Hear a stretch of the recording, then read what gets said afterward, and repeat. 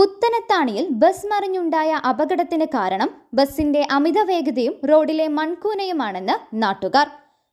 പവൻ gold Tirur. ബുധനാഴ്ച വൈകിട്ട് 6ഓടെയാണ് കോഴിക്കോട് നിന്ന് ഗുരുവായൂരിലേക്ക് പോവുകയായിരുന്ന പാരഡൈസ് എന്ന സ്വകാര്യ ബസ് മറിഞ്ഞ് 16 യാത്രക്കാർക്ക് പരിക്കേറ്റത്.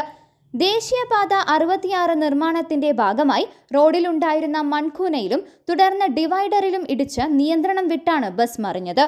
ഇടിയുടെ ആഘാതത്തിൽ ആക്സിലുടഞ്ഞ് ബസിന്റെ മുൻചക്രങ്ങൾ ഊരിത്തെറിക്കുകയും ചെയ്തു. അപകടത്തിൽ പരിക്കേറ്റ യാത്രികരെ പുത്തനത്താണി, കോട്ടക്കൽ, വളാഞ്ചേരി എന്നിവിടങ്ങളിലെ സ്വകാര്യ ആശുപത്രികളിൽ പ്രവേശിപ്പിച്ചു. ആരുടെയും നില ഗുരുതരമല്ല.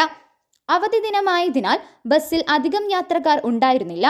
അപകടം നടന്ന സ്ഥലത്തിന് സമീപം നിർമ്മാണ കമ്പനി കുഴിച്ച കുഴിയിൽ വീണ് പൂളമംഗലം സ്വദേശിയായ ബൈക്ക് യാത്രികൻ മുൻപ് മരണപ്പെട്ടിരുന്നു. കൂടാതെ ആദവനാട് സ്വദേശികൾ സഞ്ചരിച്ച കാർ റോഡിന് സമീപത്ത് വെച്ചിരുന്ന ഡിവൈഡറിലിടിച്ചും അപകടത്തിൽപ്പെട്ടിരുന്നു.